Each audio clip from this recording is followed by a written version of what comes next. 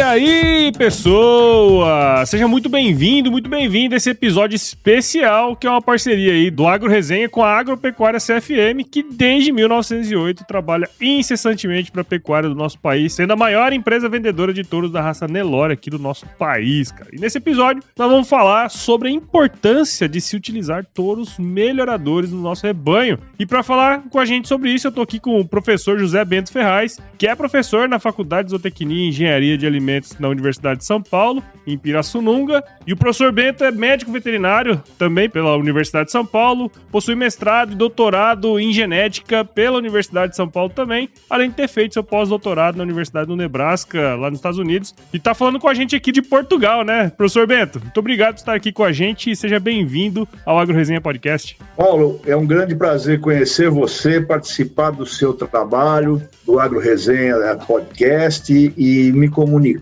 com todos aqueles interessados no agronegócio, particularmente da pecuária, e acho que nós vamos fazer um bate-papo muito produtivo, principalmente porque a gente está trabalhando junto com a Agropecuária CFM, empresa que já vendeu quase 45 mil touros.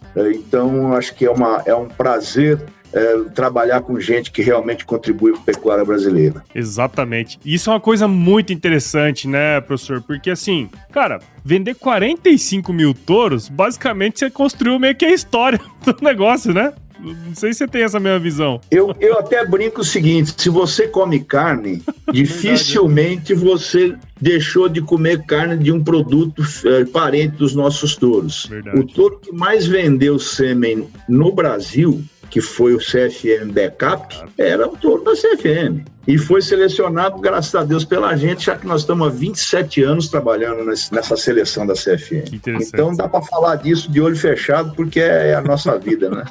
Você sabe, professor, fora do script aqui, mas eu quando estava na escola, né, que eu trabalhava lá no CPZ e tal, a gente sempre fazia o curso de inseminação lá na CRV, né, na Lagoa da Serra, na época. E eu vi o backup lá, cara. Eu vi o backup lá.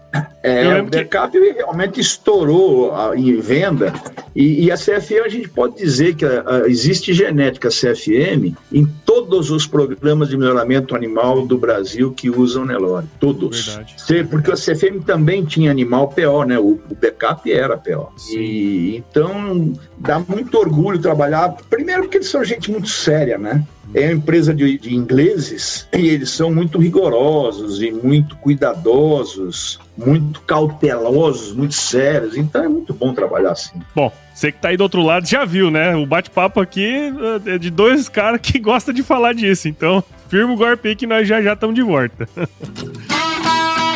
Você ouve agora Agro Resenha Podcast. Aqui, a porteira não tem tramela para quem busca se informar sobre assuntos ligados ao agronegócio. A apresentação, Paulo Ozaki.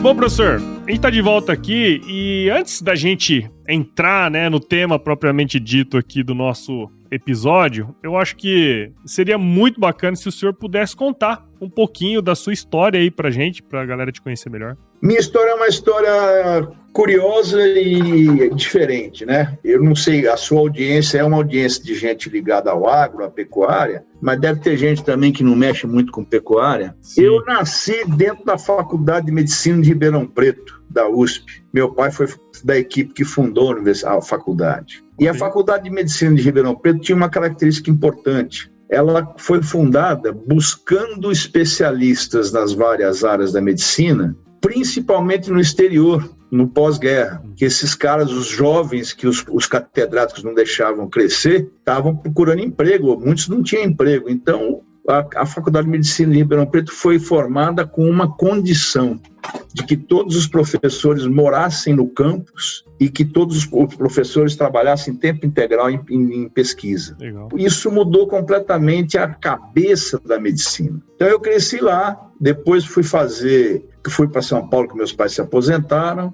fiz veterinária, fui dar aula em Jabuticabal, voltei para Ribeirão Preto por acaso, que não tem parente, não tem ninguém lá, para fazer mestrado, doutorado em genética, no grupo do professor Kerr, quando eu tive o enorme prazer de conhecer o começo do melhoramento de bovino no Brasil, com o doutor Arnaldo Zancaner, professor Kelly, depois professor Moura Duarte, que hoje é a tal da NCP que o Raizildo toca lá, que o Raizildo foi meu contemporâneo, foi meu professor e meu contemporâneo depois. Bom, de lá eu fui para a iniciativa privada, de Jabuticabal eu fiz doutorado e fui embora para a iniciativa privada. Montamos um frigorífico no Nordeste e durante 8 anos, quase 9, eu fiquei dirigindo essa empresa e aprendi muito na iniciativa privada. Mas com os pais mais velhos e tal, eu resolvi voltar para o estado de São Paulo. Fui para a USP, onde eu estou até hoje, né? Já estou caducando de velho lá na USP para aposentar, 30 e tantos anos já lá dentro. E já tinha doutorado, fui fazer pós-doutorado em Nebraska, e eu era uma pessoa de suínos. Mas em Nebraska eu tive muita sorte de ter como vizinho de mesa um sujeito que estava desenvolvendo um software que virou o software referência em melhoramento de bovinos no mundo. Até hoje tem gente usando. Então eu dei muita sorte. Quando eu voltei para o Brasil, a CFM nos procurou para a gente fazer a avaliação genética deles e de um programa de cruzamento que eles estavam começando, que virou o programa Montana, que você deve ter conhecido, e acho que vale uma outra entrevista só com Montana, porque é outro projeto interessante, tá? E a gente entrou nisso e nunca mais saiu, né? Eu tenho como companheiro o professor Joanir Heller, que veio da Embrapa São Carlos, e nós trabalhamos juntos há 33 anos, pô. Então, a gente faz uma dupla forte, uma dupla muito produtiva, a gente orientou muita gente, formou muita gente, tem ex-aluno tudo quanto é canto, tudo quanto é universidade, tudo quanto é empresa, no exterior, tem gente para todo lado, né? Legal. Então, a gente teve uma vida muito produtiva e muito legal. E dizem que eu sou o geneticista mais comerciante que tem no Brasil. Não é verdade, é que eu conheço pecuária, né? Eu ponho o pé na bosta de vaca mesmo, vou pro curral, né? Pego carrapato, tomo coice, essas coisas todas eu faço. Conheço avaliação visual, então isso me faz um pouco diferente, porque o geneticista normalmente mergulha nos números e esquece dos bichos, né? Eu não esqueci não, eu vou muito para a fazenda e... Então essa é a minha história, por isso que eu fico muito à vontade de conversar sobre pecuária, porque eu vivo isso, né? Basicamente isso. Mas tem uma coisa que me chamou a atenção aí, né, na conversa do senhor, que você falou assim, não, eu dei muita sorte de estar do lado... Não é bem assim, né? A sorte é o encontro da oportunidade com a preparação, né? Então, você olhou, viu aquilo e enfim, viu que tinha futuro e de repente a CFM te procura, né? Quer dizer... Rapaz, tá preparado na hora certa. Eu cheguei lá nos Estados Unidos e recebi uma carteirinha de que eu era professor adjunto da universidade. Eu falei, opa, eu tô bonito no pedaço, né? E eu não sabia nada desses negócios novos de avaliação genética que estavam surgindo. Fui assistir uma aula de um cara que depois virou meu grande amigo e melhor professor que eu já vi na vida, e eu não entendi uma palavra que ele falou, nada, zero. Falei, bom, eu tenho 2 opções. Eu tinha 2 filhos já que foram comigo para lá. Eu falei, ou eu venho aqui, baixo a cabeça, mostro que eu não sei nada e que eu vou trabalhar e aprender, ou eu vou ficar fazendo nada aqui no enrolation. Tem muita gente que faz isso, vai lá e fica no enrolation. Aí, cara, eu trabalhei muito e aprendi, né? E fiquei amigo das pessoas. Se eu tenho alguma coisa que presta, é meu livrinho de contatos, né? Minha network, essa é feroz. Essa é pouca gente tem a network que eu tenho no mundo inteiro. Porque além disso, eu virei, há 11 anos, eu virei editor de genética de um periódico importante, de uma revista importante. Então, hoje eu conheço todo mundo, né? Já fui editor de números especiais, então é gostoso, é bom fazer, é bom trabalhar no que você gosta. Sem dúvida. Tem um amigo meu que fala que trabalhe com o que você gosta e nunca goste de mais nada na vida. Brincadeira. É isso aí. E você fez escola com grandes amigos meus, Moacir Corsi, Wilson Matos, o Sila, o Flávio Portela Santos. Sim. Eu só não conheci, não convivi com os velhos da Exalc, né, que já estão morrendo aí. Embora o Packer eu tenha trabalhado bastante com o Packer. Sim. Então eu estou muito antigo nesse treco. Eu fui a 8ª tese de melhoramento da pós-graduação de Ribeirão Preto. Então eu sou velho mesmo, não é só a carteira, não é cabelo branco só não, tá? Bom, então vamos usar esse conhecimento que está aí, porque hoje pra mim é muito legal, né? Porque eu quero entender um pouquinho mais desse negócio. Eu sempre gostei de genética, eu nunca trabalhei com isso, tá? Mas sempre gostei. Mas eu tenho certeza que quem tá aqui escutando a gente do outro lado, né? Tem a galera que tá andando de carro, tá dando uma caminhada aí escutando a gente. E nem sempre a turma entende, de fato, as questões relacionadas ao melhoramento genético de animais, né? Tem gente que sabe, tem gente que não sabe. E nesse episódio aqui, eu acho que queria ser muito legal pra gente começar a balizar o conhecimento da turma. Teria como o senhor explicar pra gente os princípios, né, do melhoramento genético e também um breve histórico dele no mundo, né, no Brasil também? Bom, vamos por partes. O ser humano sempre selecionou os animais, desde que ele domesticou os animais. Começou domesticando cabra, depois ovelha, e foi domesticando, né? Isso tem coisa de mais de 10 mil anos. E sempre ele escolheu, pelos olhos e pelo que ele conheceu dos animais, os animais mais adequados ao que ele buscava. Com o tempo, ele começou a localizar alguns outros criadores daqueles animais que tinham animais que interessavam para ele. Isso coisa de 10 mil anos até mais ou menos uns 500 anos atrás, por aí. No século XVIII, na Inglaterra, começaram a registrar os animais e seus pais. Um serviço de cartório, né? Que nem registro mesmo, certidão de nascimento. E isso que se chamou os Herd Book, né? Que são os grandes fontes de pedigree. Então o ser humano começou a escolher os animais por pedigree, baseado em pais que forneciam animais, filhos interessantes. Bom, isso evoluiu um pouquinho, chegou no fim do século XIX, o Mendel veio com aquela história dos genes, né? O negócio da ervilha verde, ervilha amarela, rugosa, lisa, papapá. Esse treco quietou. O Mendel deu um azar desgraçado, porque no mesmo tempo o cara da teoria da evolução lá, como é que chama? O Darwin, publicou lá na Inglaterra a origem das espécies e ninguém deu bola pro Mendel, né? Então o trabalho dele ficou uns 30 e tantos anos esquecido. E o Mendel ele gostava de matemática, não tinha nada de biologia não, ele gostava de matemática e ele descobriu que tinha alguma coisa que era transmissível e que essa alguma coisa precisava de uma reprodução sexuada. Então tinha uma ervilha que entrava como macho, uma planta que entrava como fêmea, né? A gente sabe que as flores têm a parte macho e a parte fêmea, sim, e produziam a descendência. E o Mendel introduziu na ciência uma coisa fantástica, que é a fração meio. E meio quer dizer metade vem do papai e metade vem da mamãe. Isso vale até hoje para a gente, tá?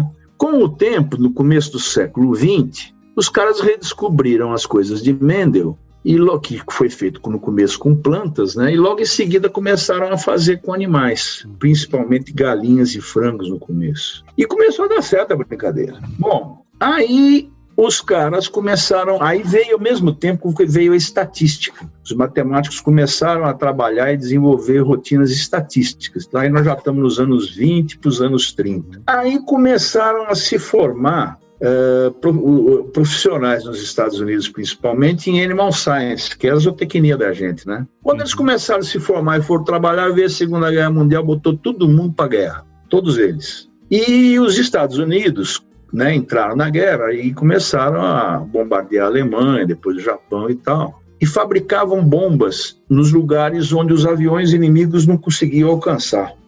O meio dos Estados Unidos, Kansas, Nebraska, Montana, Iowa, South Dakota, North Dakota e tal, porque os aviões dos caras não tinham gasolina para chegar lá. Então, quando acabou a guerra, 60% das bombas lançadas sobre a Alemanha foram feitas em Nebraska. E lá em Nebraska, é muito comum estar dirigindo e tem bunkers de concreto com 1 metro de espessura, assim, aos milhares. Você fala, que diabo é isso aí? Era para guardar bomba. Uma guardava a bomba, outra guardava o detonador, outra guardava não sei o quê, outra guardava explosivo para fazer a bomba, babá.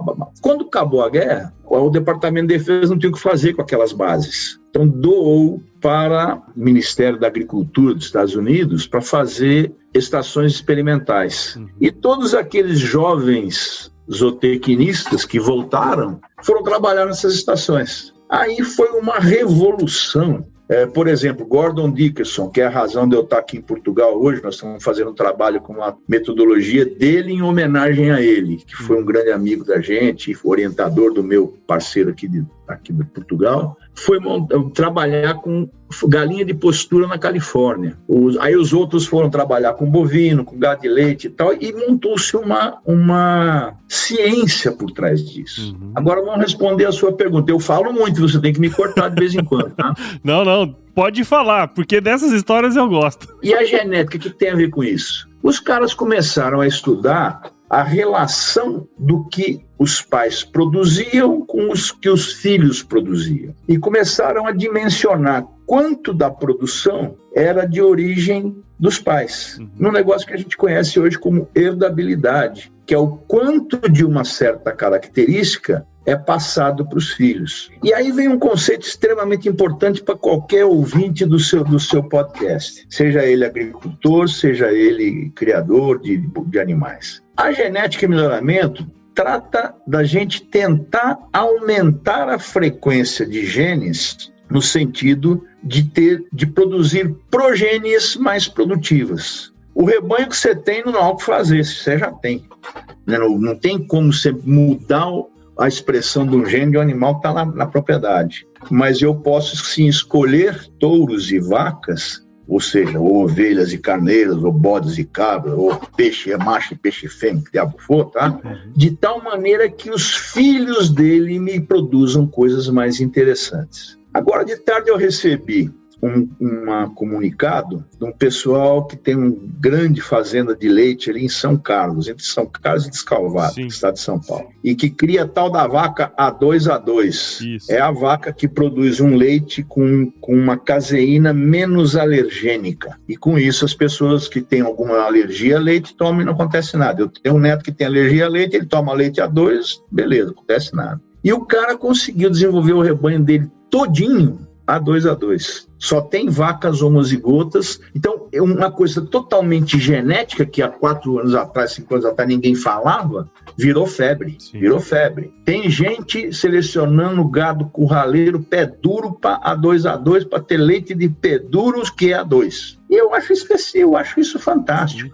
A Nova Zelândia, que é uma ilhinha lá no meio do mundo, lá na Oceania, longe de tudo, ela está muito desenvolvida nessa parte hoje de genômica. Genômica nada mais é do que você ter uma visão mais próxima do gene, identificar melhor os genes, né? Só isso basicamente, tá? Mas eles estão trabalhando fortemente para alterar o perfil do leite, para em vez de vender leite em pó, que é o maior produto de exportação da Nova Zelândia, a $6.000 a tonelada, vender a $12.000 a tonelada de um leite em pó modificado que vai fazer parte de fórmula de bebê.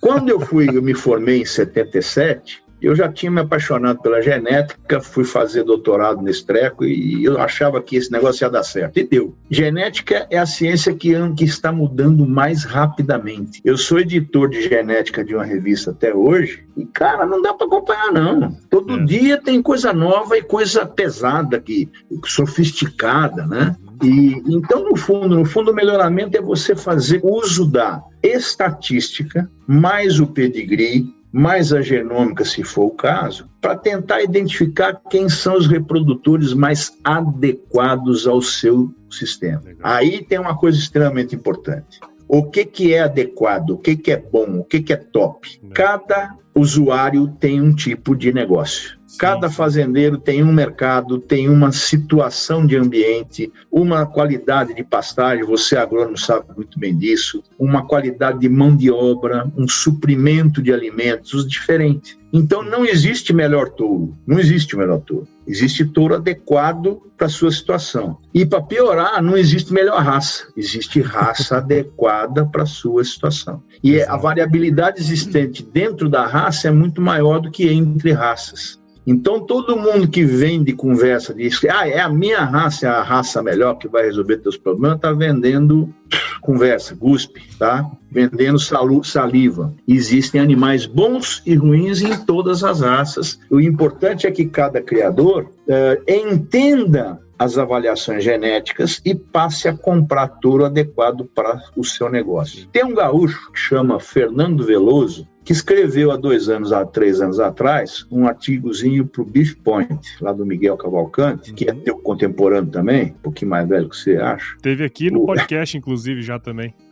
Um cara genial, o Miguel é genial. Ele fez uma entrevista comigo de 1h e 45 minutos, e tem gente que gosta de mim um monte, nunca me viu na vida por causa dessa entrevista. É bem interessante. Mas o Fernando Veloso escreveu dizendo que está cada vez mais difícil escolher touro, e é verdade. Porque escolher material genético significa escolher o que vai ficar na sua casa nos próximos 10 anos. Sim. Que na bovinocultura, a novilha vai repor a vaca velha e ela vai ficar 8, 10 anos na tua casa. Se você errar, você vai ficar com um mico. Você não vai ficar com a novilha, você vai ficar com um mico, que é o produto do seu erro, da sua escolha errada. Aí hoje nós estamos numa fase de crescimento muito forte da IATF, Inseminação Artificial de Tempo Fixo, e isso é uma faca de 2 gumes com o gume contrário mais afiado que o gume certo, viu? Porque se você errar na escolha do touro, você se lascou. Vou te dar um exemplo. Você está no MT. Se eu catar um carro em Campo Grande para ir até Cuiabá, eu vou passar por umas regiões que são meio complicadas, né? Tem terreno extremamente arenoso, que tem uns veranico brabo, que qualquer veranico, o pasto seca, pega fogo, essa porcariada toda que a gente viu no passado aí, tá? Se você puser nestas regiões um touro ganhador de peso pós-desmama, o resultado vai ser de filhos ganhadores de peso pós-desmama que não tem o que comer. E eles vão ter um desempenho pior do que os filhos de um touro moderado. Então, esse negócio de melhor, pior, depende de cada um. Aí é que é legal no caso da CFM. A CFM trabalha com avaliação genética, acho que são 17 características, eu até me perco nessas coisas, tá? Acho que são 17. Ela usa 6 para botar no índice, e as outras 11 ela divulga, porque tem criador que tem interesse. Por exemplo, vou te dar um exemplo claro. Chegou um sujeito lá, comprou 250 touros, de uma vez só, numa fazenda no Pantanal Sul. Você está aí perto do Pantanal Norte, é no Pantanal Sul. Sim. Dali 3 anos ou 4 anos, ele ligou e falou, eu vou de avião, eu vou descer aí segunda-feira cedo, eu quero ver, eu vou comprar mais uns 200 touros. Só que eu quero touro de altura, quero touro alto, touro brabo e perímetro escrotal. Aí o gerente da fazenda separou lá 200 e tantos touros, ele pousou lá 7 e pouco da manhã, quando foi 11 horas da manhã, ele tinha comprado 146 touros, entrou no avião e foi embora. Aí o gerente falou, mas pera um pouquinho, o senhor não quis saber de ganho de peso sobre ano, peso a desmama? O negócio é o seguinte, quando eu comprei os 250, você me vendeu touros com uma média de DEP, né, diferença esperada de progênio, de 6 quilos. Lá em casa deu 12, não, deu 15. O seu 0 é 9 para mim. E você só vende positivo, então para mim é tudo acima de 9, tá? Sim. Bom, e por que o senhor quer alto que ninguém quer e brabo? Falou, o negócio é o seguinte, nego, eu tô no Pantanal. Se as vacas não tiverem perna, elas vão morrer afogadas. E braba, porque elas têm que lutar contra a onça, senão comem os filhos dela. Então, cada cara tem um critério. E o mais legal, você não assistiu o leilão da CFM até hoje, né? Não. Eu recomendo para vocês, seus ouvintes, no dia, acho que é 5 de agosto, é quinta-feira, deve começar perto de meio-dia, assistir pelo canal do Boi e pela Central Leilões o leilão, porque é uma aula de como comercializar genética. E aí vou fazer uma propaganda, puxar para o meu lado, né? Eu sou comentarista do leilão. O ano passado eu comentei 1.370 touros, 1 a 1, vendendo touro à razão de um touro a cada 38 segundos. Nossa. 1,5 touro por minuto e dando tempo de comentar. Então a gente engrenou de um jeito. Agora, eu saí de lá, teve um dia de 670 e tantos touros. Cara, eu saí de lá com a cabeça desse tamanho, né? Porque é uma prestar atenção o tempo todo. Sim. E eu tenho que estudar esse negócio. Inclusive, eu estou indo do Brasil para o Brasil agora no fim de julho, só para participar do leilão. Participo do leilão e volto para cá. E depois, em outubro, de novo, vou lá, participo e volto para cá. Porque é muito interessante. E o mais legal, cada ano cresce o número de pessoas que me consulta antes do leilão para eu escolher touro para a situação dele. Então a gente entra no leilão mais ou menos com 100, 150 animais já escolhidos. Já. E o cara já vai em cima daquilo, tem que ficar bravo porque o outro ganha, né? É leilão, né? O cara perde o lance e tal. Mas é uma aula, para mim é o melhor tipo de leilão. Porque o leiloeiro, tem dois tipos de leiloeiro. O leiloeiro que quer vender de qualquer jeito, então ele inventa um negócio com aquele touro interessante, e o leiloeiro de genética. E a Central Leilões, o Lourenço é um cara fantástico, e ele passou o martelo para o filho que foi meu aluno e meu orientado, que é o João Campos.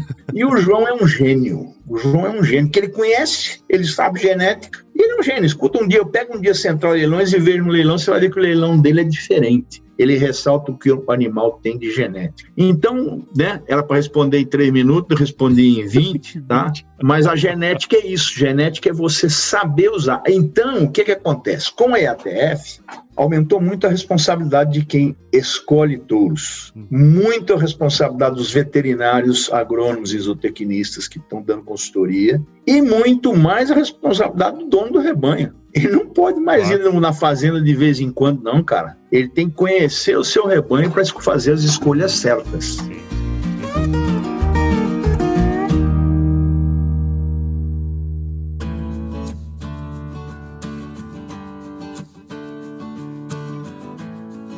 Ô, professor, acho que teve um ponto aí, né, que o senhor comentou que eu achei muito bacana. Acho que conhecer essa história, eu nem cortei nem nada, porque eu falei assim, cara, deixa ele falar, porque saber essa história é muito legal, né? Mas teve esse ponto que o senhor comentou que eu achei muito interessante, que é o seguinte, né? Pô, tem lá 17 características que você pode melhorar e que vai ter resultado se você focar nisso, né? Mas, como o senhor falou, a própria CFM não faz isso, né? Ela pega e foca, óbvio, ela mostra todas, mas foca em algumas, né? E dentre essas características que são passíveis, né, de ser melhoradas, quais são, na sua visão, mais importantes, né? Pensando nesse contexto. Beleza, essa é boa de responder. A CFM é uma empresa de carne. Ela foi, o Grupo Veste foi o maior trading de carnes do mundo. Eles que criaram transporte em contêiner refrigerado.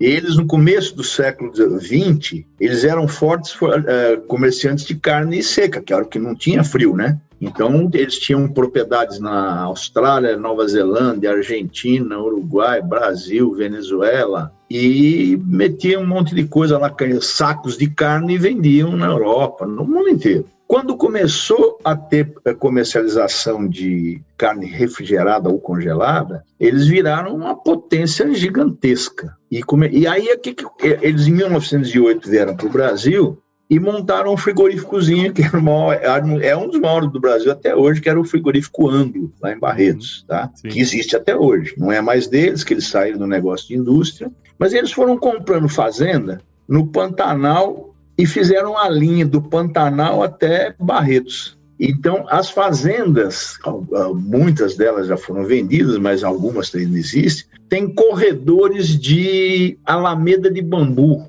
Fala, para que é isso aqui? Para o gado descansar, que o gado vinha a pé do Pantanal. Era longe, hein? Não, os caras são geniais. Então, é uma empresa que vende animal de abate, ponto. Como não existia touro adequado para os sistemas de produção deles, eles começaram a buscar ciência. Primeiro na Nova Zelândia, depois aqui no Brasil, depois com a gente, né? E eles foram lá nos Estados Unidos pedir para o nosso orientador lá, o senhor precisa fazer avaliação para a gente. Ele falou, não vou fazer não. Você tem 2 caras no Brasil que trabalham junto, que fazem esse negócio tão bem quanto eu. Foi aí que nós entramos na brincadeira. Legal. Então, o critério deles é produção de animal de abate. O que é o animal ideal no sistema de hoje?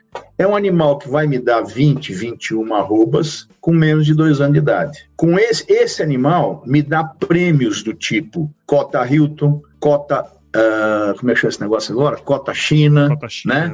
Carne China, de qualidade, etc. e tal.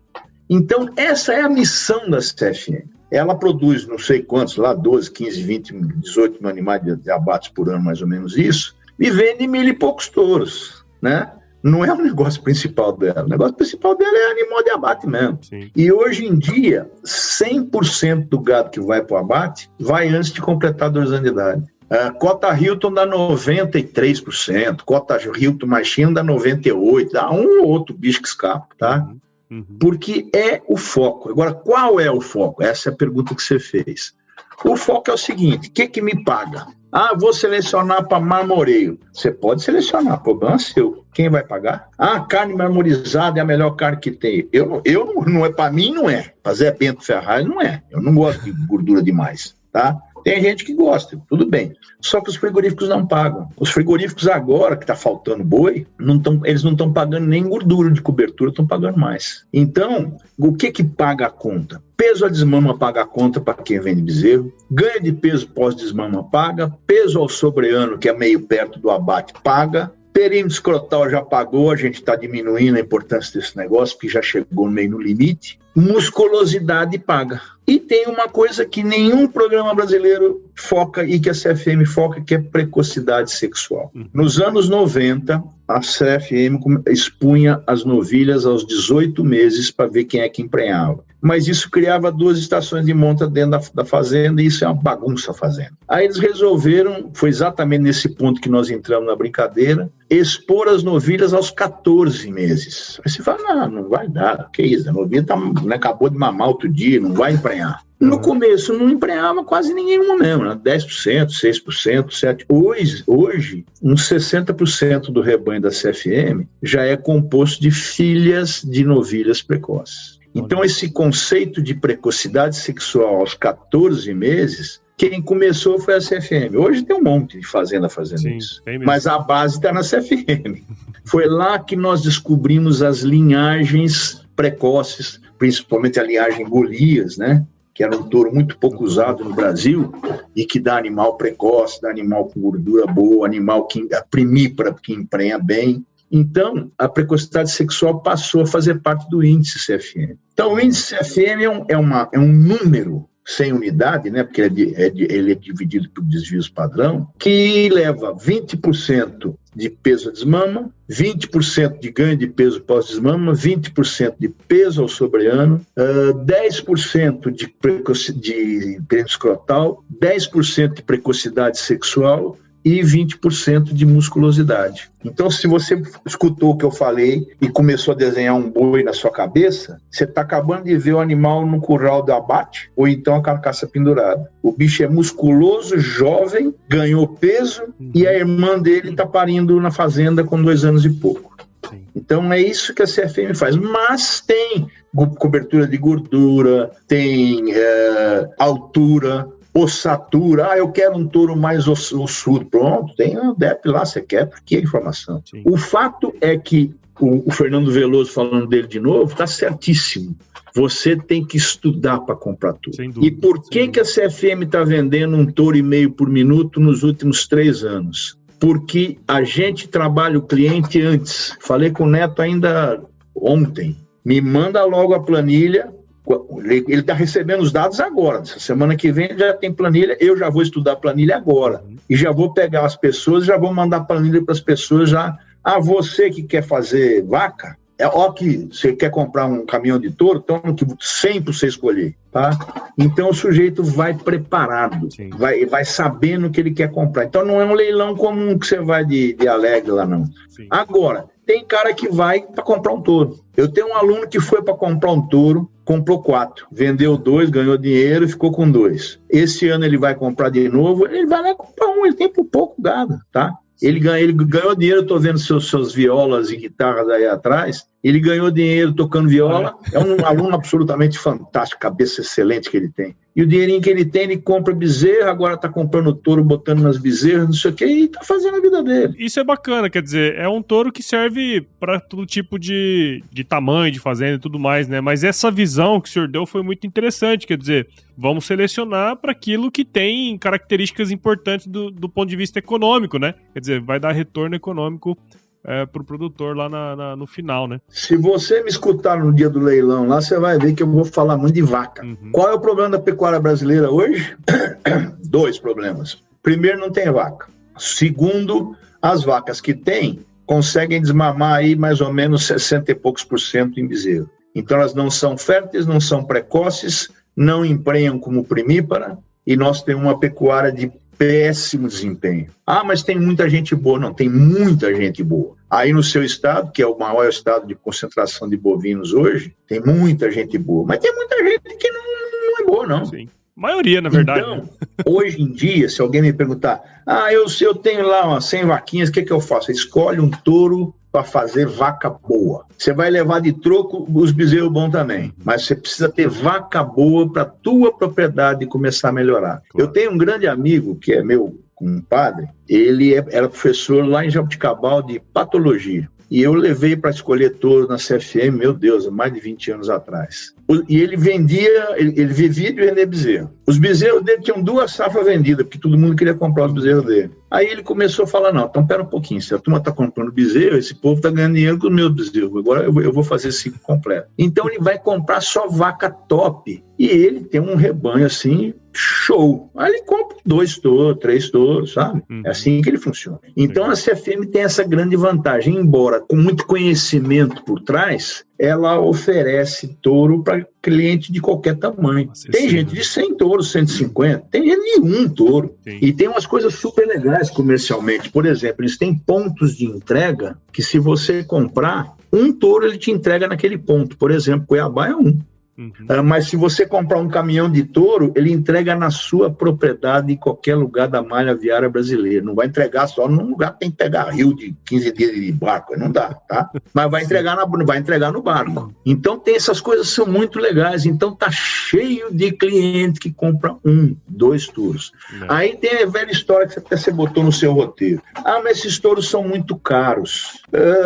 Eu tenho um amigo, eu nunca vi um cara falar tanto em celular quanto esse sujeito. Eu perguntei ao cara, quanto que você gasta de celular? Ele falou, não, o problema não é quanto que eu gasto, é o quanto que eu ganho com o celular. É a mesma coisa com touro. Touro é insumo, touro é semente, é fertilizante, falando agora para os agricultores. Você não vai fazer uma plantação de soja ou milho, ou seja o que for, algodão, comprando semente ruim, né? Só porque ela é mais barata. E muito menos adubo ruim ou herbicida ruim só porque é mais barato. Sim. Né? Você vai comprar um caro, que o caro é mais barato, no fundo. Né? Ele é a relação custo-benefício. Exato. Então você faz, na hora do leilão a gente pega muito isso. Hoje tem touro que o sujeito paga lá dinheiro de hoje, aí, sei lá, 15, 18, 20 mil reais, que é o preço de 5 bezerros, cara. E tem gente que compra para pagar o ano que vem, né? A CFM mesmo tem uma modalidade dessa. Você compra, transforma em arroba, 1 ano depois você paga em arroba. Então, o cara vai pagar o touro quando os bezerros estão sendo desmamados já. Ou já nasceram, né? Ou já nasceram, já estão quase desmamados. Então, esse negócio de caro não existe. Agora, você não vai ver num leilão da CFM touro de 1 milhão. Jamais, não vai acontecer nunca. Mas vai ter touro de 50 mil? Vai ter de 100 mil? Vai, porque é o touro das centrais. Tem sempre 5, 6, 10 touros que vão estourar a boca do balão. Mas o preço médio é mais baixo do que desses touros que se denominam criadores de elite. Eles vendem touro de 30 conto que não vale 10. Então, e outra coisa extremamente importante no comércio de genética é você saber em que percentil esse touro está na distribuição da avaliação genética. Percentil é o seguinte, você pega a avaliação genética, divide em fatiazinhas de 1%. Então, os 1% melhores, 2% melhores e tal. Melhor para quê? Para aquele critério que você quer. Sim. Pode ser melhor para o índice CFM, pode ser melhor para desmama, para isso, para aquilo, para aquilo. Só para você ter ideia. O pior touro que vai para o comércio esse ano é um touro que é top 7,5% de toda a história da CFM. O pior. Tá? O pior. Então, é só touro nata. Mas não ia errar. Esse touro é a rabeira da safra. Bom, a rabeira do negócio que ele é 7,5% melhor, ué. Tem aquelas coisas, né? Na verdade, ele é a rabeira pra CFM ali, né? No caso, mas é cabeceira pra maior parte das fazendas do Brasil. A Porsche, a Mercedes tem os carros rabeira deles também, ué. Só que o rabeira deles é um baita de um carro, né? Então, exatamente isso que é extremamente importante pra gente ressaltar. E, professor, nesse sentido, né? A gente sempre ouve falar das dos diferentes programas de melhoramento genético, né? E eu acho que uma das coisas que faz com que que determinado programa seja muito conhecido é a medição, né? Se o negócio tá dando certo, se não dá, igual o senhor comentou aí, pô, tá no percentil tal, né? Quer dizer, o pior tá no 7,5% dos melhores, né? Quer dizer, você tem que certificar isso, né? Eu queria entender um pouquinho melhor como que é feita essa comprovação para colocar ali, né? Tem toda uma questão de certificação em cima disso, né? Bom, nós temos 2 tipos de certificado no Brasil. As associações de criadores, no caso dos zebuínos, a BCZ, né? No caso dos taurinos, tem a Associação de Angus, de Hereford, de qualquer outra raça. Sim. Elas, no fundo, são cartórios.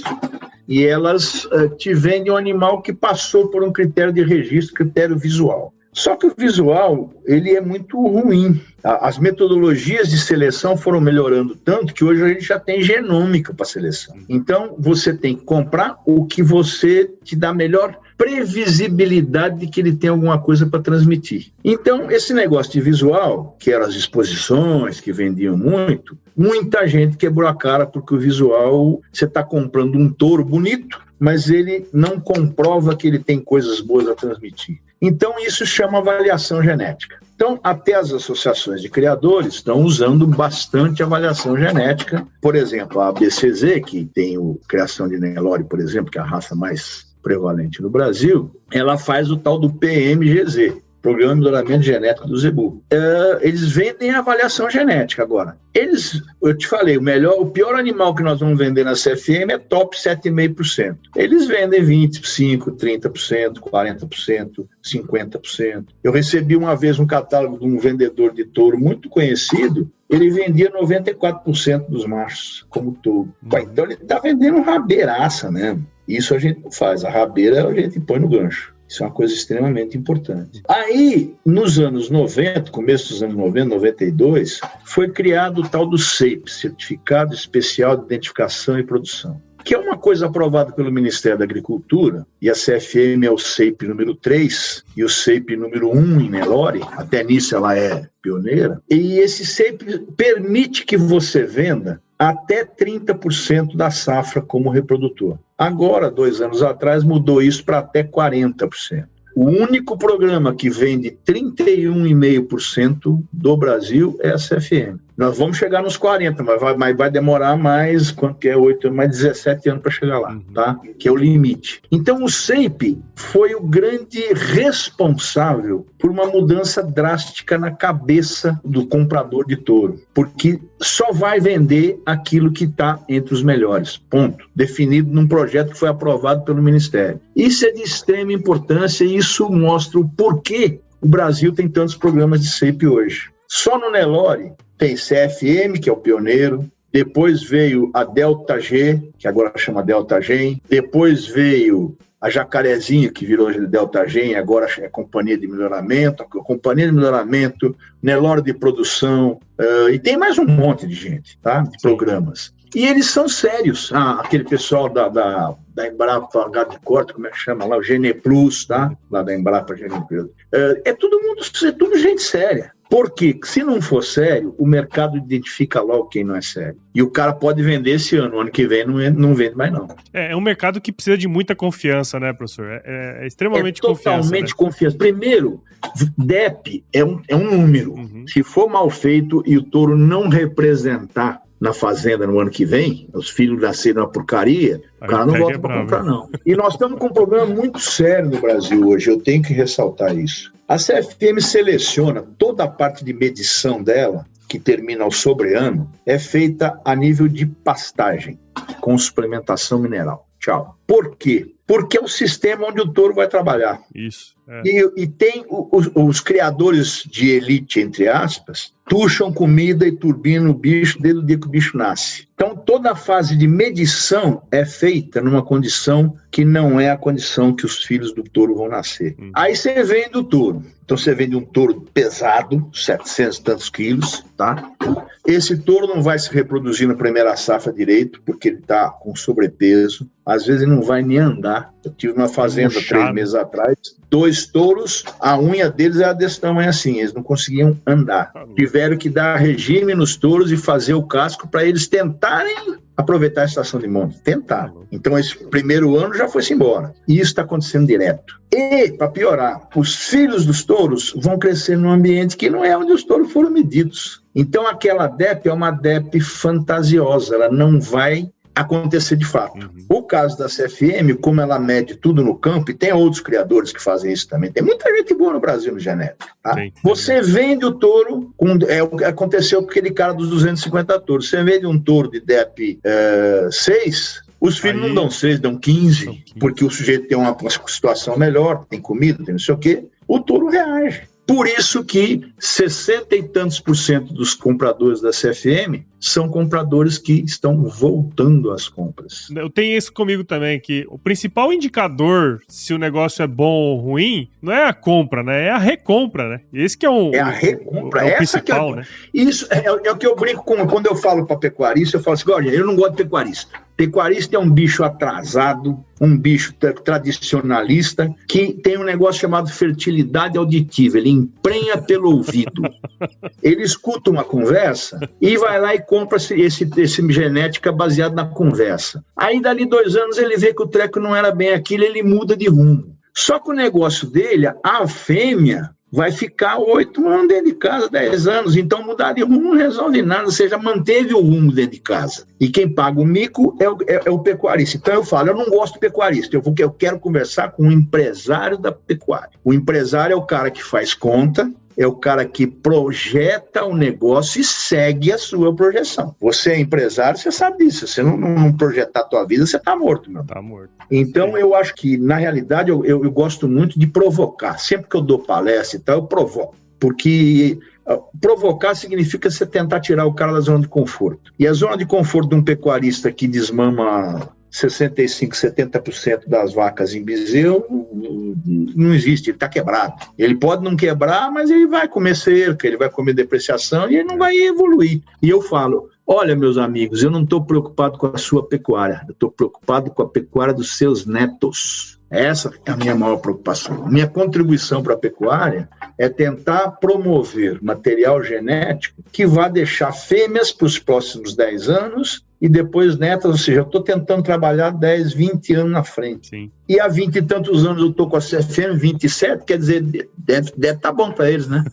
Eles estão me mantendo lá. Exato. E aí, essa visão que o senhor falou é muito importante, né? Teve até um estudo numa palestra que eu fiz uma vez, que eu peguei essa informação. Eu falava que nos próximos 10 anos, 1 a cada 2 pecuaristas iam sair da atividade, né? Quer dizer, vai muito nesse sentido, né? É o cara que não tem o controle, é o pecuarista tradicionalzão que não tá se ligando em alguns aspectos muito importantes, né? A genética é um deles, mas a genética é só a ponta do iceberg, né? Tem um monte de coisa antes que o planejamento, as coisas que ele não tá olhando, né? E quando se trata de futuro, e a genética tem muito disso, né? Você vai olhar para o futuro, né? Então, é bem interessante esse ponto de vista. Você tocou num assunto importantíssimo. Genética sem consertar o resto das coisas na fazenda é jogar dinheiro fora. Consertar as coisas da fazenda e usar genética ruim é jogar dinheiro fora também. Exatamente. Genética tem que ser adequada à sua condição, é aquilo que eu te falei. Vamos criar animal nas terras arenosas do MS lá, ou até mesmo do MT, ou no Goiás, ou no Tocantins? Poder pode, mas não põe bicho muito ganhador de peso não, que você vai se ferrar. É bem isso. Sim, sim. E existe esse cliente, e muito. E esse cara, você precisa, como técnico, saber orientá-lo a o que comprar. E hoje essa pandemia trouxe um negócio muito esquisito pra gente, né? Que é vender animal online, que tá esquisito, cara. Tá? Bem esquisito. Mas não. Tá virando, viu, negão? É. E tá virando, e outra coisa, algum criador de frango vai lá olhar o galo para comprar os pintinhos? Não, né? Acabou isso há muitos anos. Ele compra pelo telefone, me manda 25 mil pintinhos, acabou. O de suíno é a mesma coisa. Agora, para isso, o vendedor de touro tem que ter credibilidade. Exatamente. E nesse nesse ponto, esses caras da CFM são top. Legal. Então dá muito prazer de trabalhar com eles. Você fez no seu roteiro uma pergunta que eu não respondi. Quantos touros são necessários por ano no Brasil? Outro dia o Daniel Biluca, lá das OETs, publicou um número, que eu não concordo muito com o número dele, mas está nesse caminho. Nós temos no Brasil, se existirem 70 milhões de vacas, que dizem que não existe, que é 50, sei lá, tá? Pode ser que seja 50 mesmo. Vamos botar 60 para facilitar a nossa conta. Se for 60 milhões de vacas, 1 para 30, que é isso que acontece na realidade, nós temos 2 milhões de touros trabalhando no Brasil. Mas tem inseminação. Bom, vai para 1,8 milhão. É por aí, beirando 2 milhões. Eu tenho que repor mais ou menos 20%. Então, eu preciso repor 400 mil touros por ano. Por ano. Somando os registrados pelas associações com o SEIP, nós não vendemos 50 mil touros por ano com avaliação genética. E de onde é que vem o resto dessa torama? Cabeceira de boiada. É isso aí. Touro de boiada. Então, vamos fazer uma coisa. Eu quero produzir tampinha de garrafa, de plástico. Então, eu vou jogar aquela resina no tambor, a máquina vai lá, extrusa, sai para lado de lá, tá feita a tampinha. Se eu comprar matéria-prima ruim, o meu cliente vai chiar e não vai comprar mais tampinha minha. Se eu comprar uma máquina Xing Ling, só porque ela é Xing Ling mais barata, ela vai produzir 20 dias e ficar 10 dias quebrada esperando manutenção se chegar a peça. Então, é um absurdo o criador comprar touro, cabeceira de boiada sem avaliação. É um absurdo um criador comprar um touro que não esteja dentre os top para aquilo que ele precisa, só porque ele é mais barato. É só isso. Então, hoje nós não atendemos 10% do mercado com as necessidades com o touro avaliado. Ou seja, que pecuária é essa que quer ser líder de mercado de carne no mundo, que 90% do seu insumo é desconhecido quanto à qualidade? Pronto, acabou essa conversa. Não, e é interessante o senhor ter falado isso aí. Eu lembro, agora, o senhor comentando, lembro que eu fiz um estudo sobre isso, sobre o mercado de touros aqui no estado de Mato Grosso. Quando eu terminei o estudo, eu cheguei exatamente nessa conclusão, né? Quer dizer, a gente ainda tem, nós somos, pegando em Mato Grosso, né? Somos o principal produtor de carne do Brasil, o maior rebanho de bovino do Brasil, e a grande maioria dos nossos touros não tem conhecimento mesmo. Né? Exatamente. E assim, e é uma coisa que tá aí, já tá comprovado, tem bastante estudo mostrando, tem resultado, e ao mesmo tempo a gente tem esse atraso, né? Esse delay na maioria das propriedades, né? Sabe quem é o melhor empresário que existe? O padeiro. Ele pode ser analfabeto, mas ele é o melhor empresário que existe pelo seguinte: ele tem que ter um equipamento certo para produzir pão na quantidade, na qualidade e na temperatura certa, na hora certa. Se qualquer coisa falhar, a farinha for ruim, a máquina for ruim, o forno for ruim, ele não consegue fazer isso. E o sujeito só vai voltar para comprar se ele sempre tiver pão quentinho, bom, naquele momento.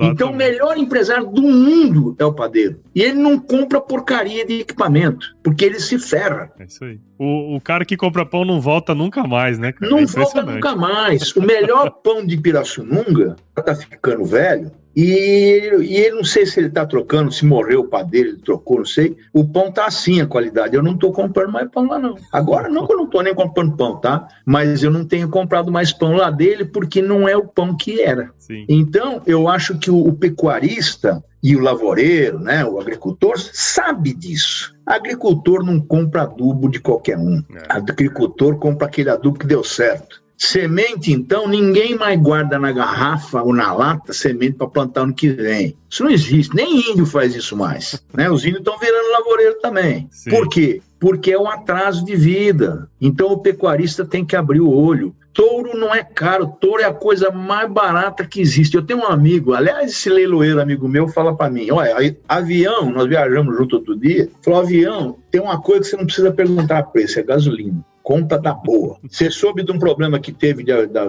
gasolina da Petrobras de avião aí, que derreteu as borrachas de junto dos motores aí, né? O dele, ele gastou 25 pau para trocar as borrachinhas do motor, tá? Caraca. Porque ia cair avião, ia pegar fogo em avião, o negócio estava muito feio. Sim. Vazava, pingava gasolina. Nossa. E é exatamente isso. Touro não é gasto. touro é investimento. Então, compra uma máquina boa para você ter bezerros bons e, melhor, bezerras que vão ser suas vacas de qualidade boa. Bom, professor, a gente conseguiu abordar aqui todos os temas que a gente gostaria. Eu acho que essa aula, já até falei que é aula.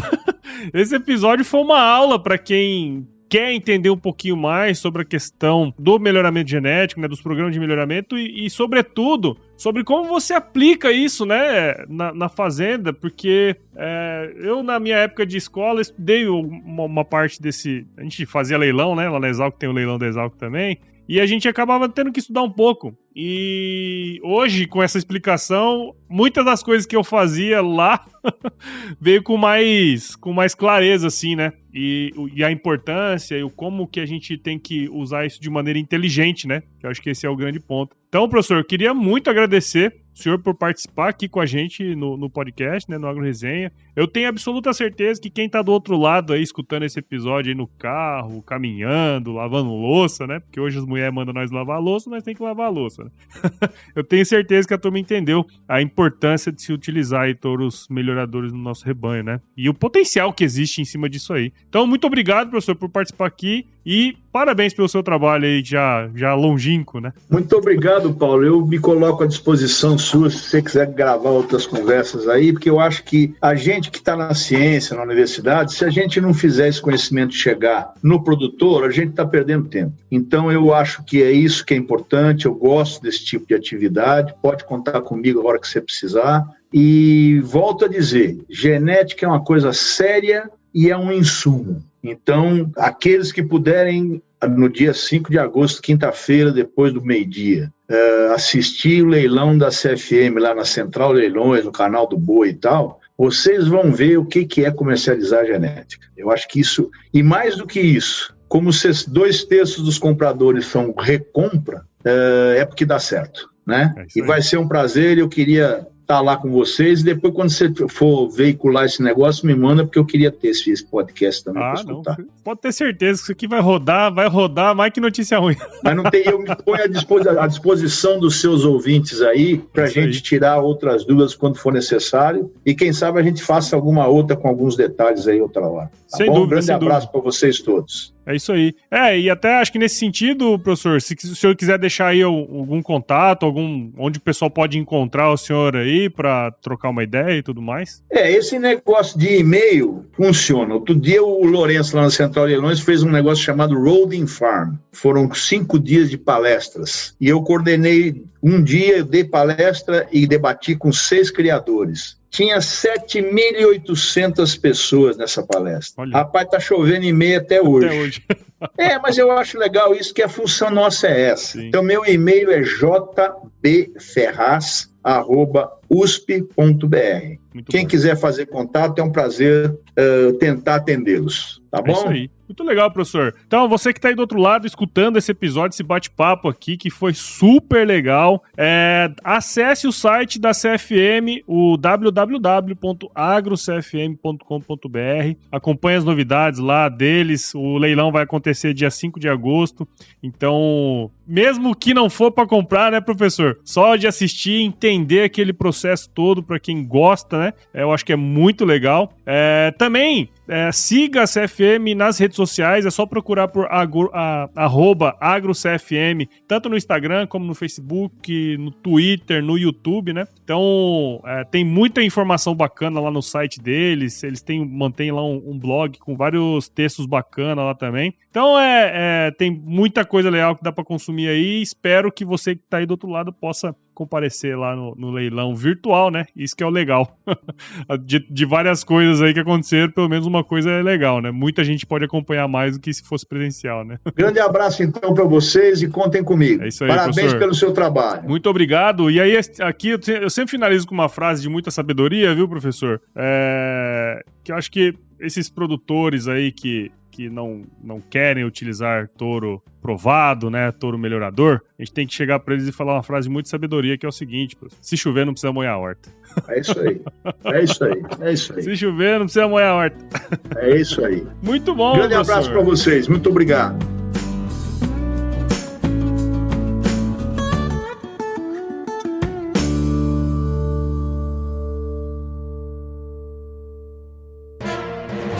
mais um produto com a edição do Senhor A.